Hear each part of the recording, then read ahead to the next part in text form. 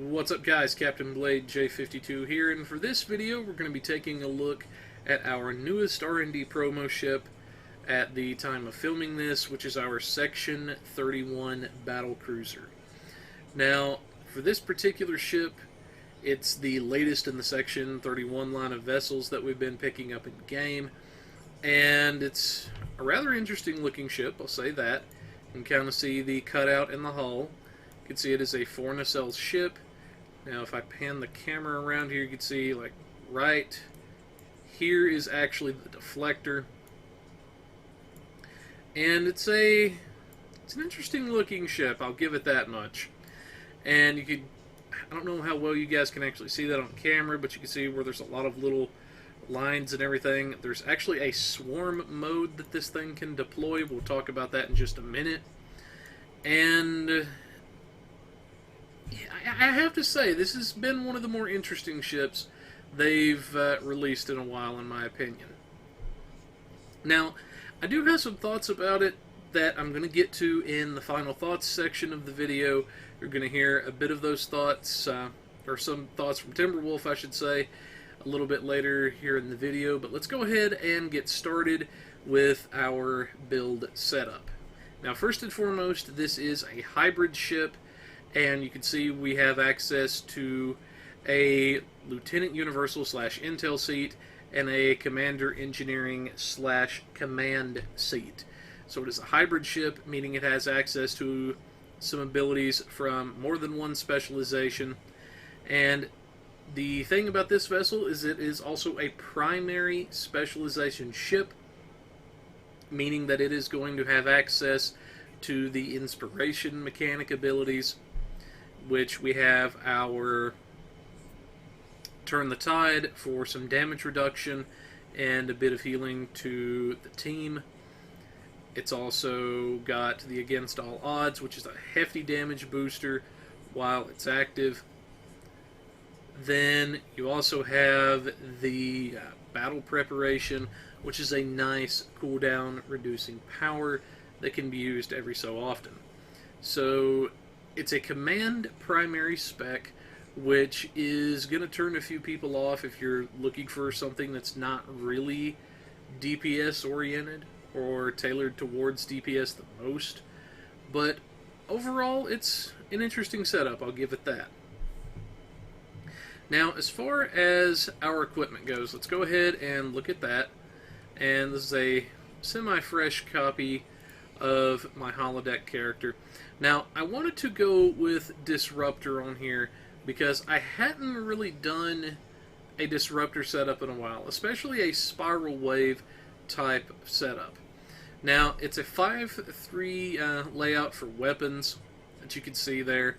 Now, starting off on the forward end, we have the Terran Task Force Disruptor, which is a very hard-hitting disruptor beam, and also gives us that extra little bit of damage from the radiation. We have the Experimental Romulan Disruptor, which is a fairly decent beam in my opinion. Also hits fairly potently, I believe. We have our Dark Matter Quantum Torpedo, which is also going to be part of the two-piece that we're using with the Lorca console. We'll take a look at our set bonuses in just a minute. Then up front we have two of our Spiral Wave Disruptors. Now, what is so special about the Spiral Waves is that they have an extra modifier to them worth of stuff. Now, the Spiral Waves previously had 4 mods at very rare. Now, the extra mods and the phaser proc of the Spiral Waves were rolled into the Spiral mod so that it could be compatible with the re-engineering system. So we have 2 of these up front, and you unlock these by purchasing or obtaining a Cardassian ship.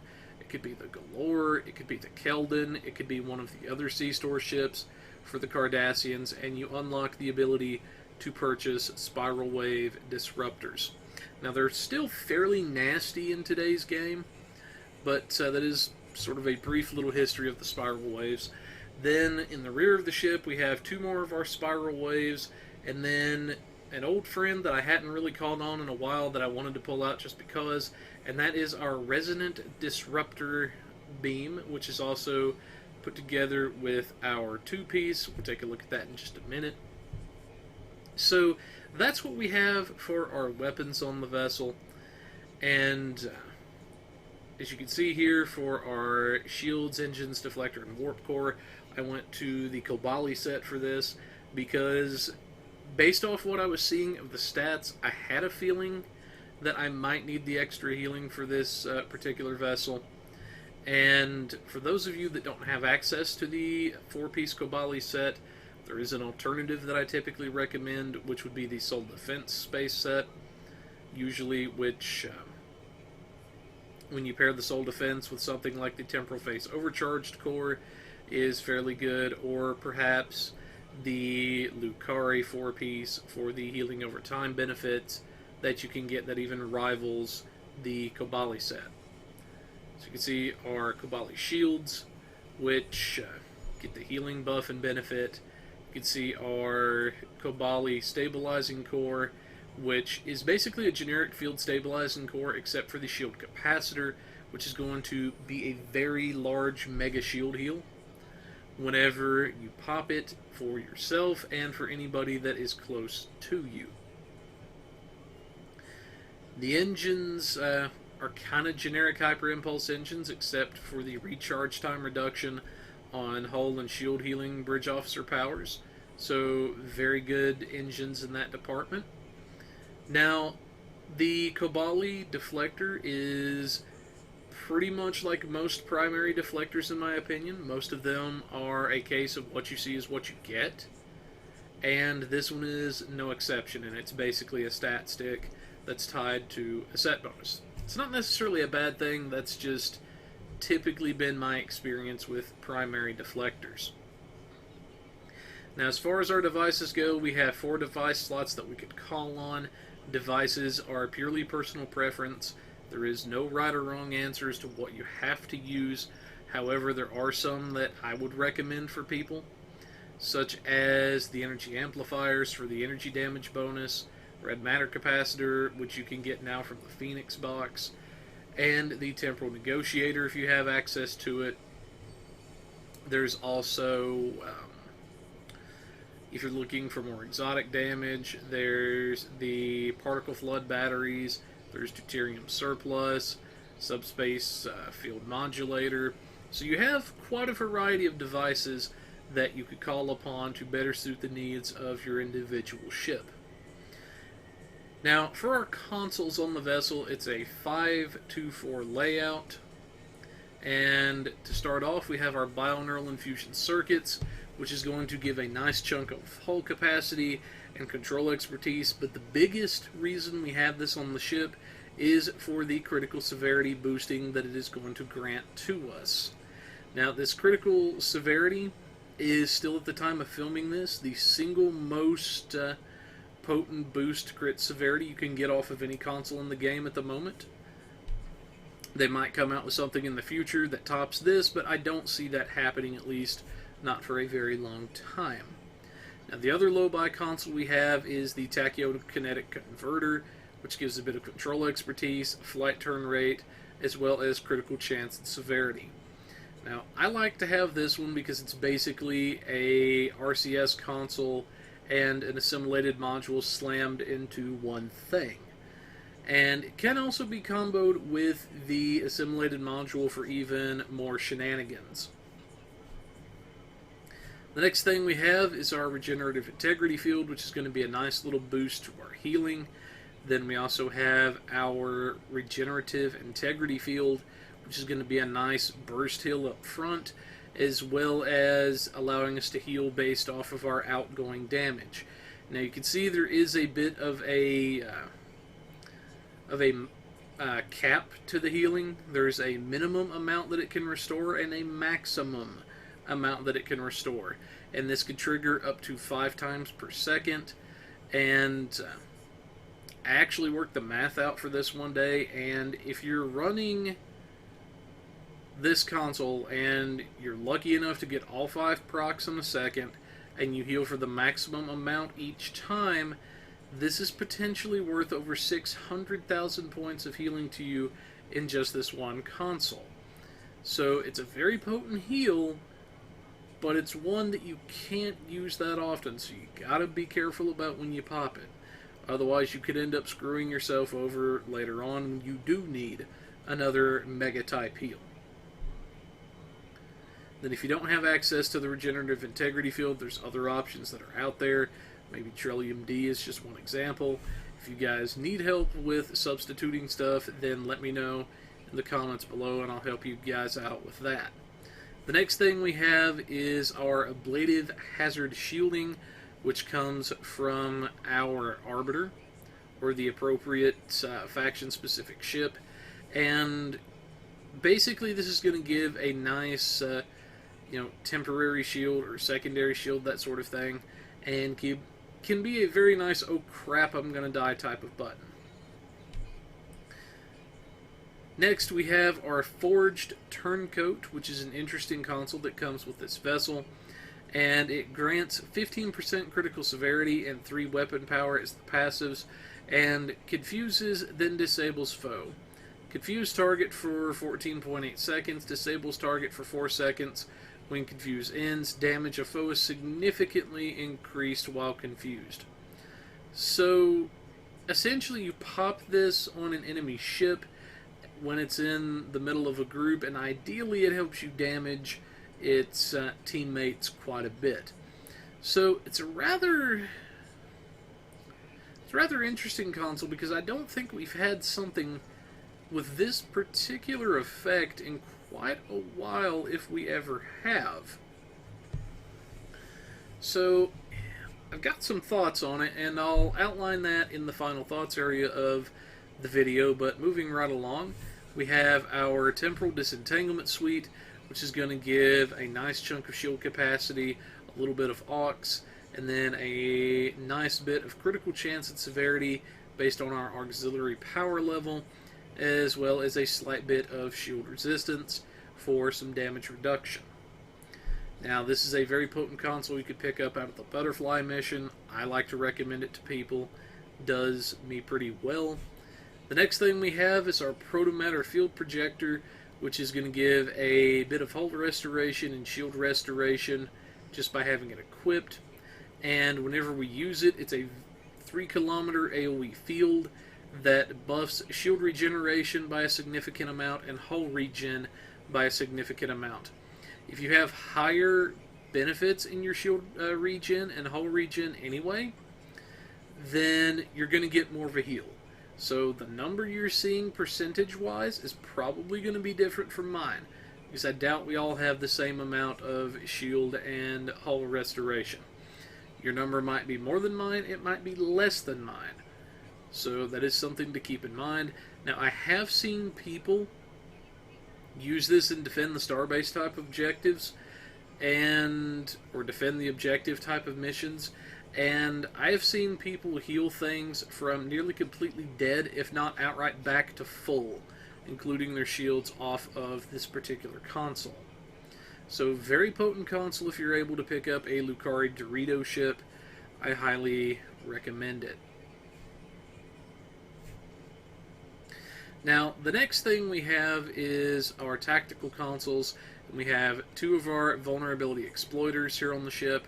We've gotten to the point with some of our builds to where we don't really need the extra critical chance because there's so many other effects that can grant it. So we're using some of our vulnerability exploiters here, and I realize the ones I'm using are the just basic generic plus beam vulnerability locators. I keep a set of these on me for when I'm using beams, and kind of like a catch-all, I guess. So I'm well aware that I could do more damage from these consoles by having them as the specific energy type, but that's just what I chose to do here. Next, we have our Harmonic Resonance Relay, which combos up to our 2-piece with our Resonant Beam. It's a nice bit of disruptor damage as well as transphasic projectile, and it gives 5.3 armor penetration for weapons. We'll take a look at our set bonuses in just a moment. Finally, we have our Lorca's Custom Fire Controls. Now this gives a nice little bit of critical chance, a bit of weapon power, and a fairly hefty chunk of starship shield penetration. So very good console to have. Now one of the downsides people complained about is it didn't have any kind of boosting for a specific energy type. Now for me personally, I think that actually makes this a little better because it doesn't tie this set down to strictly one energy type. And if you have the dark matter torpedo and this particular console on the build, then you're going to have a very good combination of stuff to draw from. And it can potentially benefit all of the energy types that way. So to me, I think it's better that they didn't tie it into one specific energy type, but I'm sure some people will disagree with that. But that's just my particular take. Now, we'll look at our set bonuses for our Kobali set really fast. Now you can see here the 2-piece is a nice bit of hull regeneration that is going to increase as the HP decreases of our ship. The 3-piece is whenever we get hit at 25% or less, we get some temporary hit points for 15 seconds, with that effect not being able to occur more than once every 120 seconds or once every 2 minutes. So pretty good 3-piece. The strength of the Kobali set is in the 4-piece. You gain 20% of incoming energy damage as healing. It can trigger up to a maximum of 20 times per second. Always heals between 100 and 20,000 points each tick.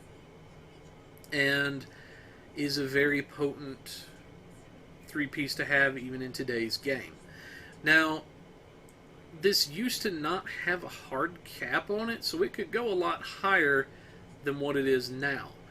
But they did unfortunately put a cap on it, but even then it's not as bad as what a lot of people like to think that it is.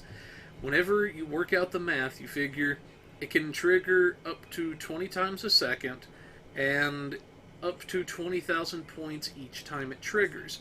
So if you're getting the full benefit, all 20 triggers per second, and all of the 20,000 each time, that is potentially up to 6 million points of healing that you can get off of this one thing. So that's a pretty big deal. Some of the only things that could rival this are some of the healing out of the Lucari 4-piece or similar types of things. Then for our other set bonuses, we have our, let's go to our resonance set here. For our resonance set, you can see we have the 2-piece for the having a brain fart here, for having this console and our resonant beam on the ship. I finally got that out there. And it gives a little bit of weapon power, but the strength to this, potentially in this instance, is it increases energy damage dealt to shields by 15%, which is what our Resonance Disruptor Wave does off of our Resonant Beam here. So, very good, because that's going to mean you're getting through their shields even faster. Now for our Lorca's custom fire controls, we can see what the 2-piece does for our Dark Matter Torpedo in this. On crit, you get a 1% critical severity buff for 20 seconds that could stack up to 25 times. So potentially up to 25% critical severity off of this 2-piece.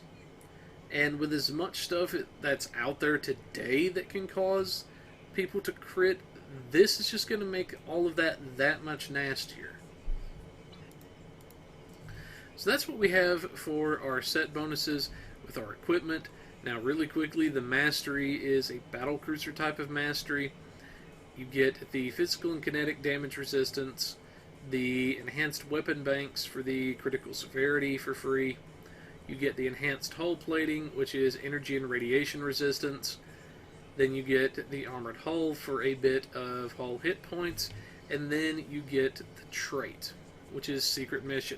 Periodically marks a nearby foe as your secret target while in combat. Secret target has a minus 50 all damage resist rating as it says as you and when you defeat your secret target. Yeah, that's probably going to want to be clarified.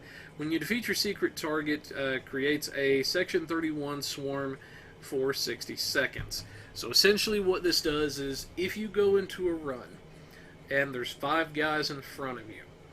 This will secretly mark one of those guys and debuff them.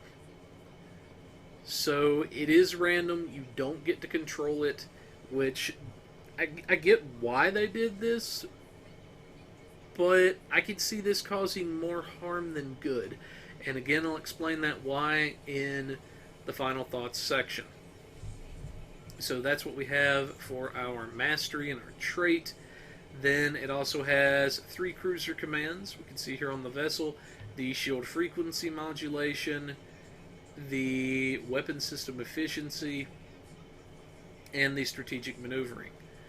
Now, the other thing we have for our vessel is it has a swarm mode capability, and essentially what this does is you will launch a bunch of pets that deal a lot of kinetic damage to large nearby foes and phaser damage to general foes. Now, the downside to deploying the swarm is you suffer a minus 15% maximum hit point penalty, but you also gain an additional 15% flight speed and flight turn rate. So I'm going to go ahead and hit this button so you guys can see what that looks like.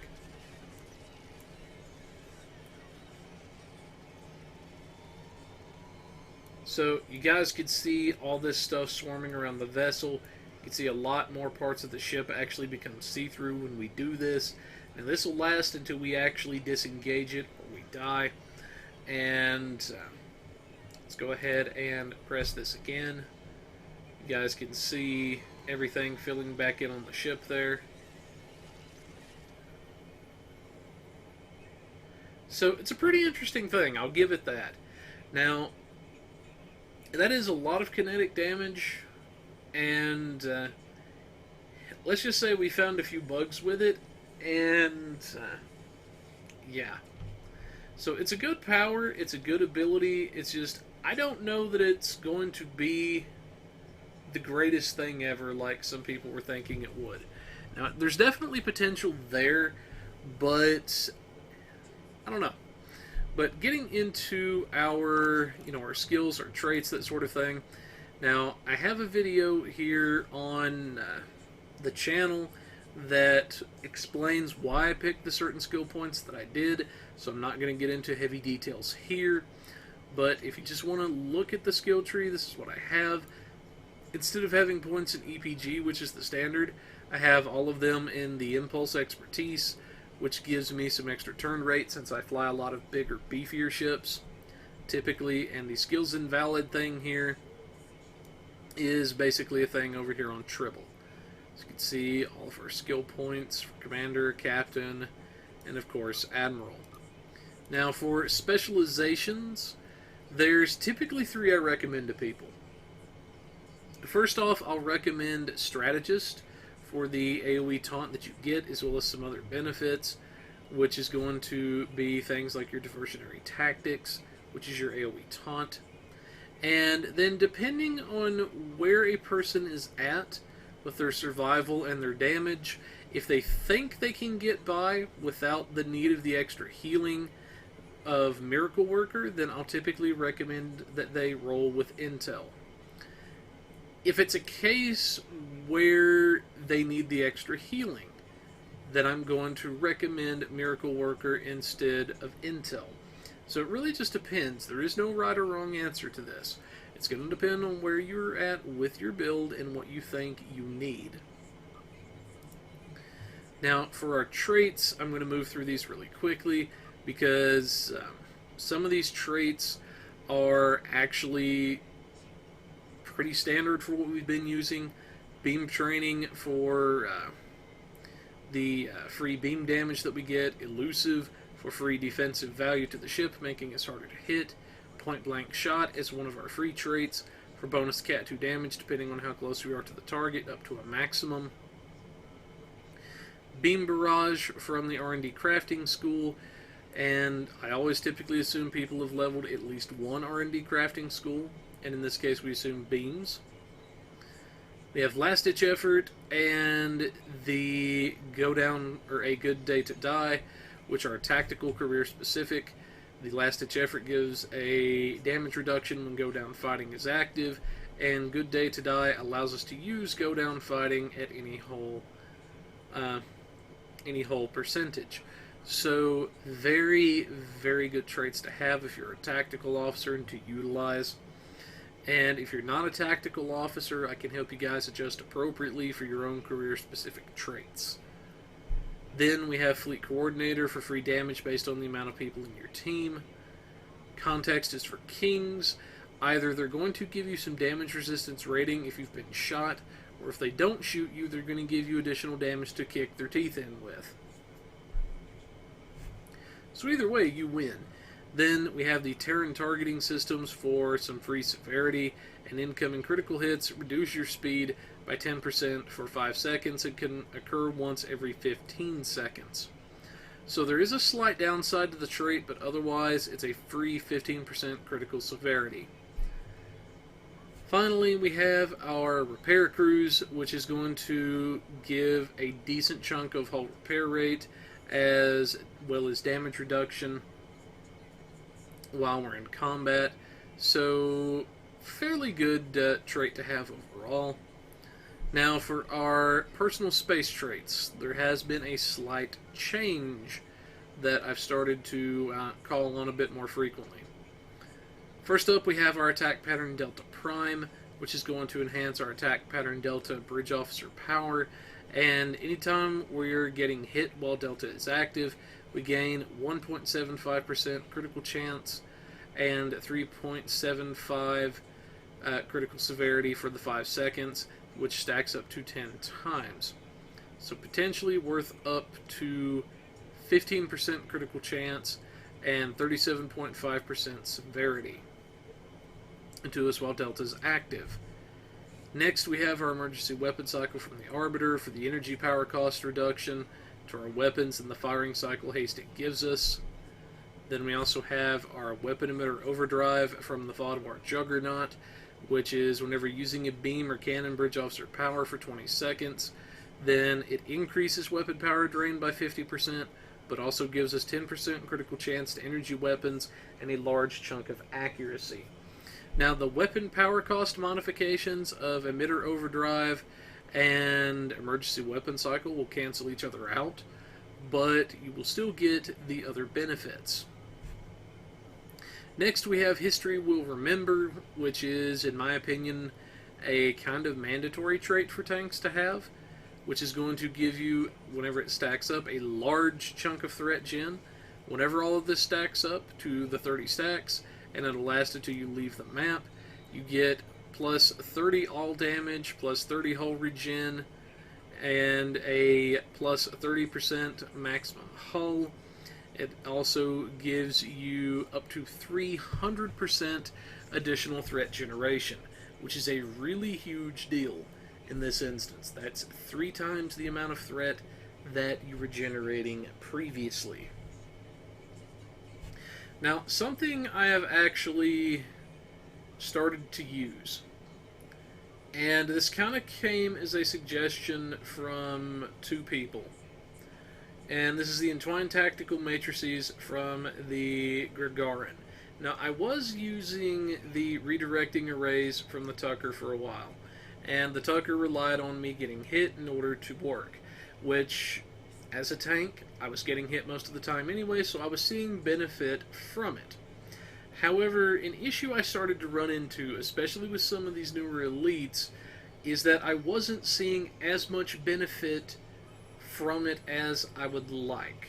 And the downside to the redirecting arrays is that it didn't give me anything else beyond that, whereas this does. So every time I activate, well, I'll just go ahead and read the tooltip here. When activating a torpedo spread, it applies Fire at Will 1 and Scatter Volley 1 to self. So anytime I activate a torp spread, I get a free thaw out of it, even if it is just thaw 1. When activating Fire at Will or Scatter Volley, it also gives me a torpedo spread 1. So this essentially allows me to keep my Fire at Will up a lot longer. It also gives me control over whenever I need it, and also gives me a free, potentially torpedo spread to throw out.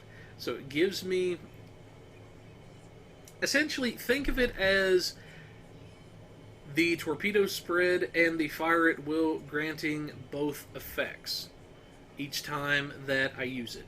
So this essentially lets me keep my stuff up a lot longer, and it gives me more resources to work with as far as AoE type of threat. And that was something that really helped me out in elites, that sort of thing, because I'd kind of hit a little bit of a barrier to where I wanted some extra cooldown, I wanted some extra benefit, but I just couldn't quite get there. And I had used this before, but I just, at the time, we weren't really doing things like the Borg elites and some of the newer stuff that had come out, and I wasn't really impressed by it at the time. But now that I'm doing more elite content, that sort of thing, I've actually moved to this particular trait, and I would highly recommend it to people. So it's actually a fairly potent trait to have, and something nice for tanks and for DPSers alike. Then for our space reputation traits, we have our magnified firepower for a free Cat 2 buff, our Tyler's duality, which is going to give us critical chance based on the hull capacity that we have, up to 200,000 hull capacity, granting up to 7.5% chance. Then we have our energy refrequencer, which is going to apply a bit of healing to us based on our hull restoration, that sort of thing. And as long as you're firing weapons, this is going to be healing you. And I have seen instances where over the course of a run, this ability has actually out-healed the Kobali set and some other very potent consoles. So do not underestimate this power under any circumstances. Next, we have the advanced target systems for free critical severity, which is going to translate to threat, and extra knockdown power and precision for critical hit chance. So you can see we're starting to get a lot more critical hit and severity type modifiers that we could pick up for free. Now, active reps I like to think of as personal preference. Some of them that I do recommend are the quantum singularity manipulation for the science boosting it gives, and the benefits such as the temporary cloak effect, if that's your thing. Then there's also anti-time entanglement singularity, which is a little AoE physical damage kick in the pants and slow to foes. And it could be a nice little AoE threat generator sometimes, whenever you need it. And then finally, the biomolecular shield gen, which poofs up a little bubble in space, and as long as you're inside it, you get extra shield regeneration per second and some shield resistance, meaning you take less damage, and is a nice little, oh crap, I'm going to die type of thing. Now, getting into our bridge officers and our duty officers. Actually, let's go ahead and check out our DOFs first. Now, we have our emergency con duty officer from the Phoenix boxes, which is whenever we hit evasive maneuvers, it drastically reduces, or no, whenever we hit our emergency to engines, it drastically reduces the cooldown on evasive maneuvers. I about said that backwards. And very good duty officer to have, and depending on when you hit this, this will outright restore your cooldown on evasive maneuvers outright. Now, I have a ZMOC to recharge my attack patterns a lot quicker, which is especially nice for Delta, because that's going to be additional threat bombing and other benefits we're going to get. Now, I have 3 copies of a Dakukan on here at the moment, and what's so important about a Dakukan is every time we hit our attack pattern Delta, he gives us an additional 100% threat gen while it's active. So each time we're hitting our Delta, we're also doing a 300% additional threat bomb while that is going on. So sometimes I usually run with just 2 of this guy, but occasionally if I'm flying a ship that doesn't have attract firepower, I'll swap in the 3rd one just because. And also depending on who I'm running with. Now, I also have the 10 of 47 bridge officer. And whenever I'm activating a tactical bridge officer power, I have a 5% chance to pop a free attack pattern Delta 1, or if I'm activating a pilot power, it's a 10% chance to pop a free Delta 1. So, very good. One thing that I had noticed is it seemed like for a while that this particular duty officer was locking out the benefit of the bridge officer version of Delta 1 whenever it would pop its free version. So that seems to have gone away now. I've not encountered that in a while, but if anybody does see that, by all means, please let me know so I can report that to the devs immediately. Now finally, we have for our bridge officer seating. This is where it kind of gets a little interesting to me. Is first up, we have our Commander Engineering / Command Station, and Ensign Engineering, Lieutenant Commander Tactical, Lieutenant Commander Universal, and a Lieutenant Universal / Intel seat. So first up, we have our emergency to engines, which can reset our evasive maneuvers whenever we're popping the effect of our Kondoff. We have our reverse shield polarity, which is going to let us recharge our shields off of incoming damage in a pinch. Emergency power to weapons, which is a nice buff to our energy weapon damage for the duration, and this is also going to pop our emergency weapon cycle. Then we have our Suppression Barrage 3, which is going to debuff outgoing enemy damage by 50%, as well as debuffing their flight speed, turn rate, and accuracy by a fair amount. Now this will stack with other similar powers, such as Emit Unstable Warp Bubble, if you absolutely need to debuff the enemy's damage to next to nothing. So, very potent power that I like to keep in my toolkit, just for those reasons. Then we have our engineering team, which is a nice hull heal, purges viral matrix style effects. Next up for our tactical powers, we have our tactical team, which is going to purge boarding parties and redirect our shield facings automatically. Then we have our Fire at Will 3, which is going to be our AoE attack with beams and pop a couple of other traits that we have. Then for our attack pattern Delta, this is one of the most important abilities that a tank has in their toolkit. And essentially what this does is, on its own, whenever you pop this ability, whether you throw it on yourself or an ally,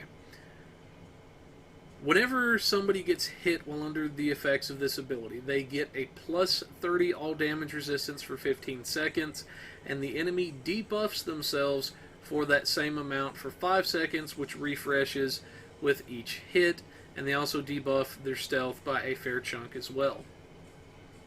So, very potent ability on its own. Delta 3 is just even nastier still. And also this allows us to cheese our Delta Prime for extra knockdown power and threat, and it also lets us threat bomb via the effects of our Adakukons. So that's why we have this. Next, for our Lieutenant Universal / Intel, I made this into a tactical seat. I gave it Torpedo Spread 1 to throw some torps around, and then our Override Subsystem Safeties 2 to let us get some extra power on demand whenever we want it.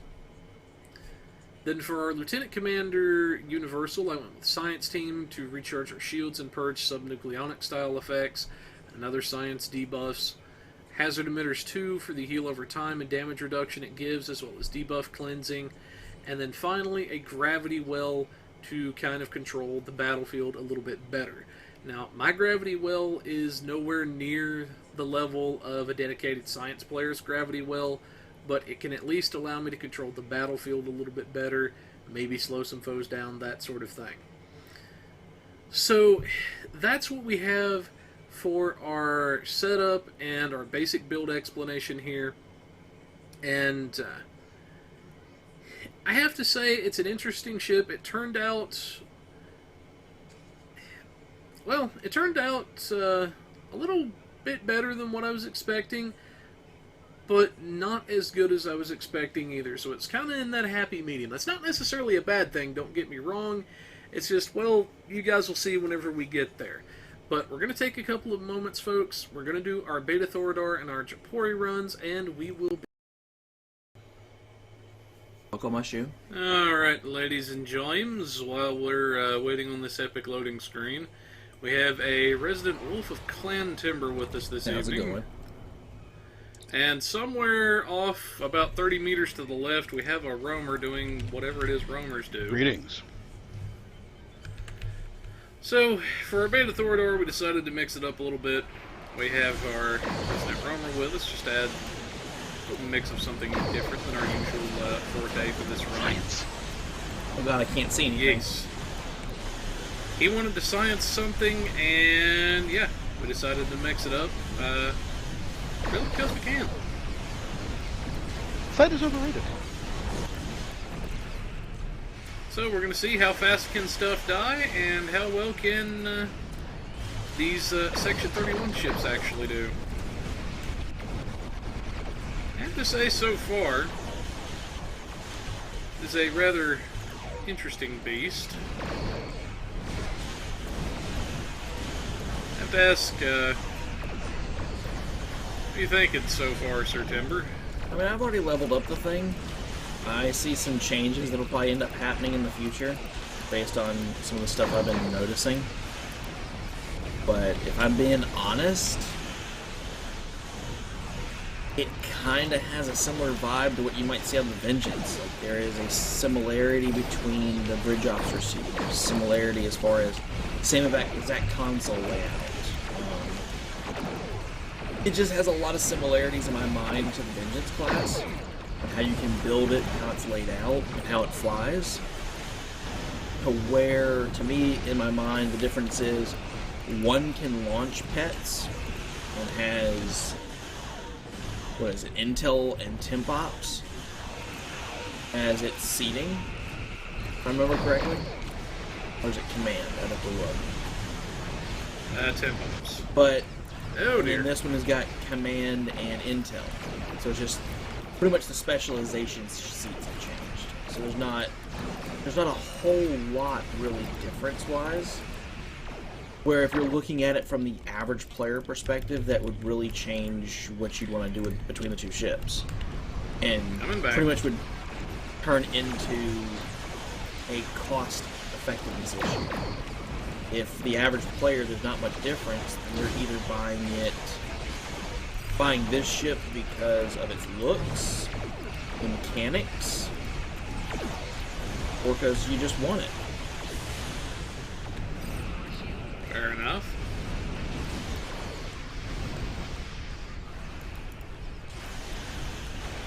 I say I'm not too sure what I think about this one myself yet. Well, I didn't feel in danger at all. Let me put my swarm it's up. definitely between me and Roamer. Could tell that much. Not bad, though. So, a little minor hiccup there on my part. I died once, which that's going to happen once in a while in here. One or two scary moments I seen for Thomas. But again, that can just happen in here due to positioning, whenever the enemies come out, all that kind of jazz. Overbuild. But we're going to take a minute, folks. We're going to maybe discuss a couple of things off camera, and then we're going to hit our Japori and see what we can do with this. Alright. Waiting for this loading screen for Blade to warp in, because Darkblade is here. Giggity. He's got his own copy of the ship. Our thoughts are mixed on these things. I'll just go ahead and say it right now. Kind of like I said in the intro. Our thoughts are mixed about this particular ship. It's one of those ships where, because of how it's laid out, you can probably do just as well with something that's a lot cheaper. But it's probably going to have its moments. Let's see what this Japori Elite has in store for us, shall we? Let me launch my pets. Let's make it happen. Alright, pets out. Thumbs up, let's do this. Let's do this. Leroy Jenkins. Oh my god, he just ran in. Stick to the plan, man. Stick to the plan. Saw something done by Viva La Dirt League where they're making fun of that, and it's just like, come on, man. That joke is over 10 years old. And they just shame the guy for making the joke, and they're like, no, piss off. Then he ends up doing it anyway, and they're just like, it just ends up being a hilarious clip they do. It is Viva La Dirt League. Hey, So. I like their stuff. They're doing something for Balin's route right now. They can make pretty much anything funny, that bunch can.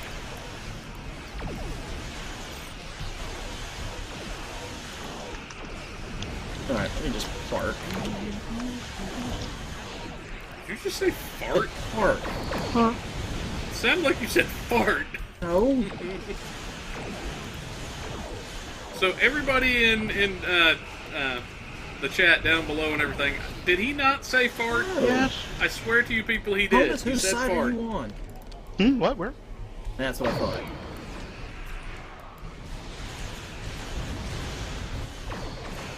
Yeah, he every bit said fart, people. Everybody in the comments section, did he not say fart?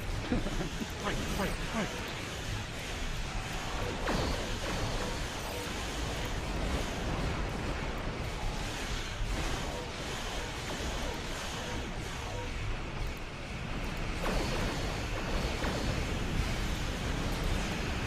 Got quiet.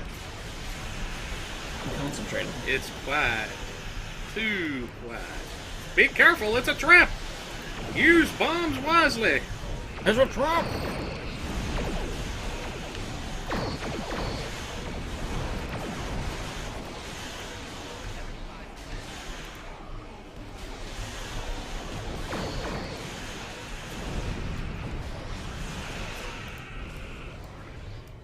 Alright. Let's do this. Looping around. And 30-second damage boost. Make it count. Give one for me.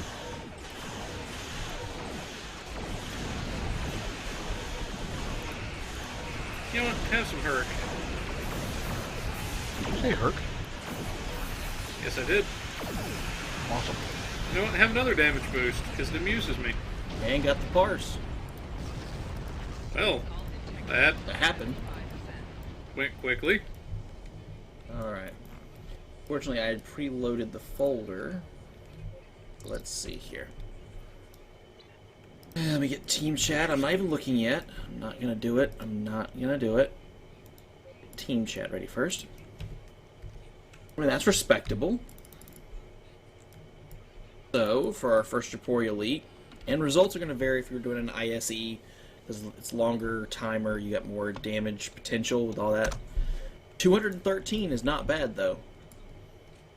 That's why I say, like, if I put this same phaser build on my Discovery Connie, as you see the pets, as they're trying to lag out the video right now. I put this on the Disco Connie from the same box. You're going to see a lot more damage. Or, you know, I could see a lot more, potentially nowadays, out of my Odyssey classes that are C-Store options. So it's still going to be a great ship, don't get me wrong. But I think some of the final thoughts are going to be that it's just, when you're comparing it to things that are already out there that are cheaper, low-B options, C-Store options, even some lockbox ships that you can get fairly inexpensive off the exchange, this is just one of those novelties where it's going to do well, but in the long run, it's not something that's a must-have. I think that's going to be kind of the consensus. Let me see what the pets did, because I'm hoping the swarm is counting. Let's see. Pets were Chronic Turbulence, my Icarus Escorts. Of course, my Ultimate Swarm Drummer is doing whatever the hell it wanted to do. The big to-do about this ship, the drones, since we have the swarm attack, as you can see. The swarm attack is listed as drone ramming attack on the parse. That did 16.6k. And that's, like we discussed in the beginning of the video, they're doing a lot of kinetic damage every second. It's firing every single second. So it's a large kinetic damage booster, almost like you have a torpedo firing to multiple targets every second. And it's something that I have this very bad feeling they might lessen the damage output of. because that is a large damage boost. You know, having 16.5k off of this, it did 195 attacks, 100% hit rating, 50% crit chance, just off that ability of these things ramming and doing the kinetic damage. So time will tell, but I mean that's a nice additive to this ship. It kind of makes up for the fact that it doesn't have pets like a Vengeance class and some of its other, I guess, okay things it's got going for it. It does kind of fill a niche where you've got pets basically helping you out. But all in all, this wasn't bad at all for a phaser build. In the end, and Chemosite also did well because I'm guessing Chemosite was proccing off these torpedo attacks, because Chemosite was 26k, actually close to 27. Time will tell, but if you're looking at this ship, I'm just going to be honest, unless you really want this ship, you like the mechanics, and you can really make the most of it, you're doing it like, you can make cannons, beams, you can make a heavy torpedo boat on this. But unless you're really wanting this ship, there technically are a lot of better options out there that are cheaper. And I'll always tout one of them being the Vengeance class. Slight difference in specialization seating, but other than that, it's still a strong vessel. It's a Lobby ship. While I record this, we have a Lobby sale going on, so it's even cheaper on the exchange. And it's cheaper in that store. That's all the time I got. Until next time, this is Timberwolf and Darkblade. We're signing off. Alrighty guys, we're back from our Beta Thoridar and our Japori runs, and I have to say the ship held up rather well in my opinion. It did what I wanted it to do, it held threat, it stayed alive, and it accomplished the goal that it set out to do. Now, I would have liked to have seen a little bit more out of it on the damage front, but again, it did what it was supposed to do. It kept threat even if it didn't have the highest amount of damage ever that we've seen from some of our tanks. Now I'm going to go ahead and bring in this window here. Alright, so you can see on our damage breakdown that for Timberwolf he scored 213.55, so a little shy of 214k. We had 52.95k, which is a little bit short of just a little bit short of 53. So not the highest we've ever done with a tank, but again, that wasn't necessarily our goal. It did what it needed to do. So let's scroll over and we can see some of the numbers. So you can see here in terms of total damage in, we had a little under 1 million. Then we also had total attacks in percentage, which was 80.5% of the attacks in, meaning 8 out of every 10 attacks were coming towards us. So a very good threat percentage there. Timber barely got hit at all, which was the goal of this particular build. So tanking wise, it did its job with no complaints. Now let's move in our combat analysis report. You can see how the damage breakdown actually goes here. And for our combat analysis, you can see it starts off at 9k for our spiral waves, and then just kind of steadily goes down from there. Then for our healing. Now you can see here our energy refrequencer actually did the most when it comes to healing. It actually out-healed even the Kobali console. Now the Kobali console had the single highest burst heal, the maximum 1 heal of a little under 23,000, or no, 27,000, my bad. But it was still out-healed by other abilities, such as the shield capacitor, hazard emitters, and of course our energy refrequencer. So energy refrequencer may not have given the most per tick of healing, but it adds up. You can see here we had 270 ticks of the ability over the course of the run. So that added up. That really added up for a very good healing per second type of situation. So even though it wasn't the most potent one heal, It still ended up being the most potent, if I could words this evening, the most potent heal we had on the ship. Now that we've got some of the breakdown out of the way, I'm going to go ahead and get into some of our final thoughts. Alrighty folks, now that we've got that little glitch taken care of with the recorder, we're back for our final thoughts section, and then we're going to get this video out to you folks. Now, I'm going to go ahead and say I do not believe the Section 31 Battlecruiser is a bad ship. I really don't. However, I think it has some factors working against it in a very negative way that are going to prevent it from being as popular as it otherwise could have been, and keep it from being utilized as well as it otherwise could have been. So a prime example for me as a tank is the deploy swarm. Now, I do think it's very cool to see that deploy and circle all around the ship, and I do think there is a little bit of damage potential here, most certainly. That much was evident when testing it with Timberwolf while leveling the ship. And the flight speed and turn rate are nice. Absolutely. However, the very big drawback is that hefty minus 15% maximum hit points penalty that you're going to suffer because of this. If you activate the swarm, you're going to lose 15% of your maximum hull. And on a larger ship that has a lot of hull anyway, this wouldn't be that big of a deal. But for a ship like this that doesn't have a lot of hull to begin with, that's a pretty huge deal. That is a pretty huge deal to lose that much hull, and I promise you folks, you're going to feel it. You are going to feel that difference. And to put this into perspective for you guys as to why I say that, now on this ship, I only have 97,600 maximum hull anyway. And some of my escorts come close to this or even top this. So that's not good in my opinion. And to take 15% away from that is 14,640 points of health, leaving me with only 82,960.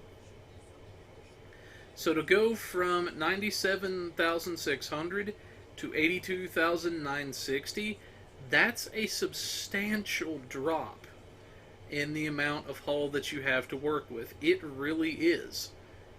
And trust me, folks, again, you are going to feel that on this ship. I can't overemphasize that enough. You are going to feel it. So, for me, that's a very, very hefty negative. And I get that they had to have something on here to kind of balance this out. I totally get that. But at the same time, I think they overdid it. If it had been just a 10% debuff to your maximum hull, that would have been a lot more tolerable and a lot easier to swallow than a 15% penalty on a ship that doesn't have a lot of maximum hull to start with.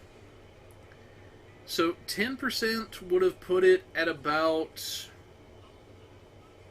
roughly 10k hull that you're losing, and that would have left you at about 87k hull total, and that's a lot. There's a lot more you can do with 87k than you can 83. It really doesn't seem like a lot, but trust me folks, it actually is. And you're going to be able to feel this difference in your hull and the squishiness the moment you turn that deploy swarm on. So for me as a tank, while the tool can be fun and while there can be some damage potential there certainly, it's a tool that I'm never really going to use. It is a tool that I know for a fact I am probably never going to use outside of very specific situations where I know for a fact I'm not going to be in any real danger anyway. And that really is a shame because this seems like a fun ability to play with. But if not for that super hefty penalty, I think this might see a lot more use among tanks and that sort of thing. Now, another potential thing that holds it back, in my opinion, is the fact that the BOF layout is too close to some other ships out there that we've seen as of late, and you can get ships with a comparable layout for a lot less resource investment required. As just one example here, let me see if I can pull it up. Alright, so comparable to the Alliance Battlecruiser that we just got from the event.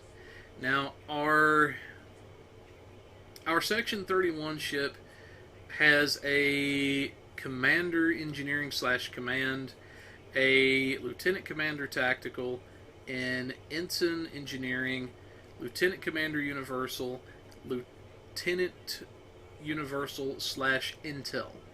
Now we see for our Alliance Battlecruiser, you get a Commander Engineering, which is the same as this essentially, but minus the command. You get a Lieutenant Commander Tactical, which is the same as this.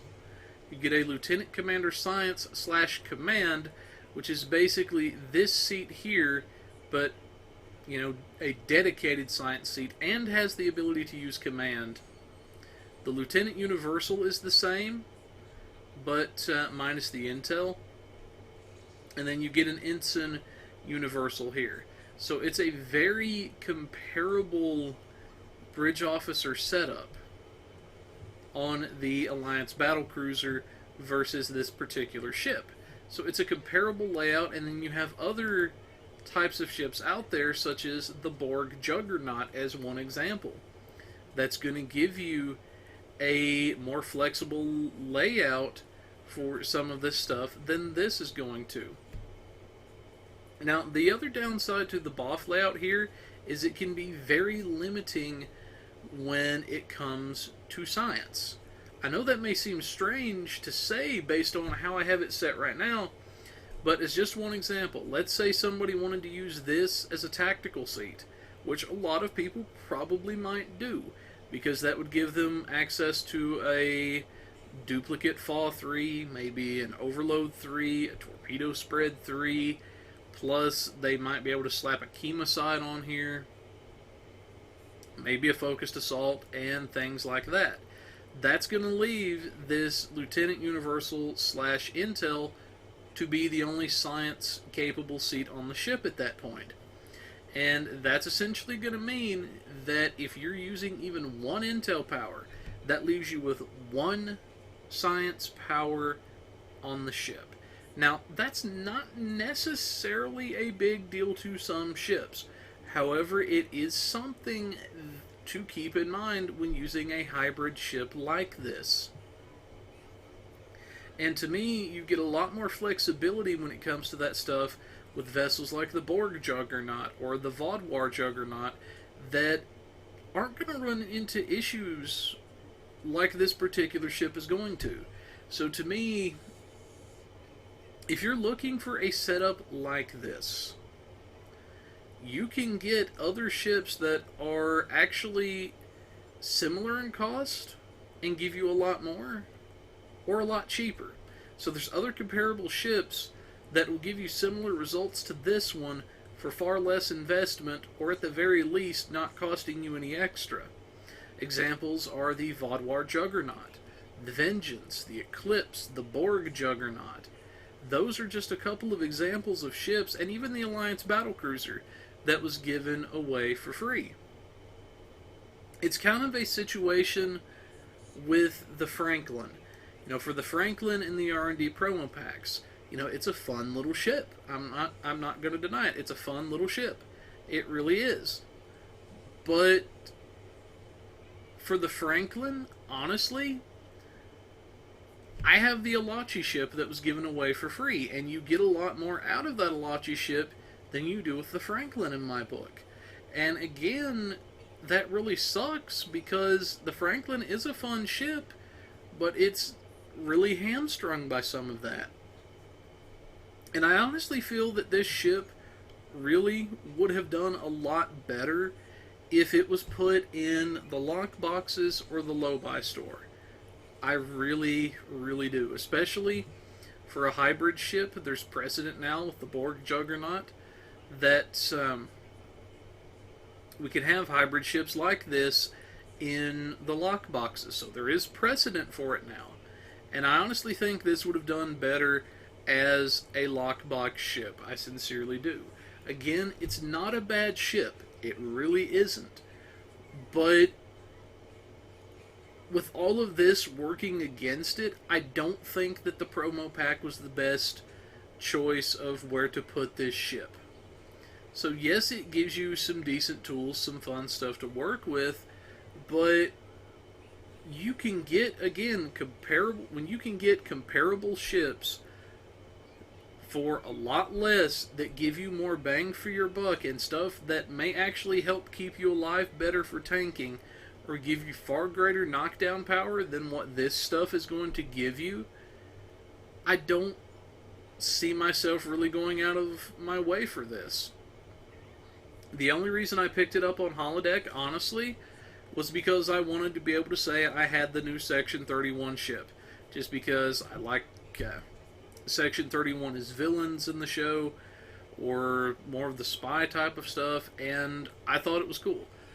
Aside from that, I'm not really going to go out of my way to get this ship. If I didn't already have a pack, and I didn't want it just to say that I had a Section 31 ship, or the new Section 31 ship, if not for that, I never would have picked it up. I'm going to be honest with you. If I wanted off of a pack and I just wanted to have it, maybe at that point. But honestly, folks, I think you're going to do a lot better with other ships for less resource investment. And again, that really is a shame to say, because this can be a fun little ship to putt around in. But why spend more than you have to in terms of cash or in-game resources to get the ship when you can get just as good or maybe better for cheaper? So again, like I say, I don't think it's a bad ship. I just think it has a lot working against it that has really hurt the potential of the ship. And again, that really is a shame. It really is. But that's some of my thoughts on it. Like I say, let me know what you guys think about it and everything. It did really well as far as being able to tank. It will get the job done.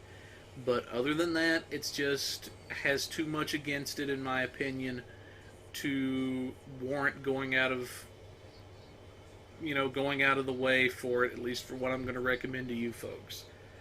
Like I say, I got mine just because I wanted to say I had the Section 31 ship. Otherwise, I probably wouldn't have picked it up. But like I say, folks, let me know what you think down below in the comments section. Do you think it's a good ship? Do you think, kind of like I do, that it has too much working against it? Do you think that it's actually not as bad as people are saying? What do you guys think? Let me know down below. But for now, folks, this is Captain Blade J52.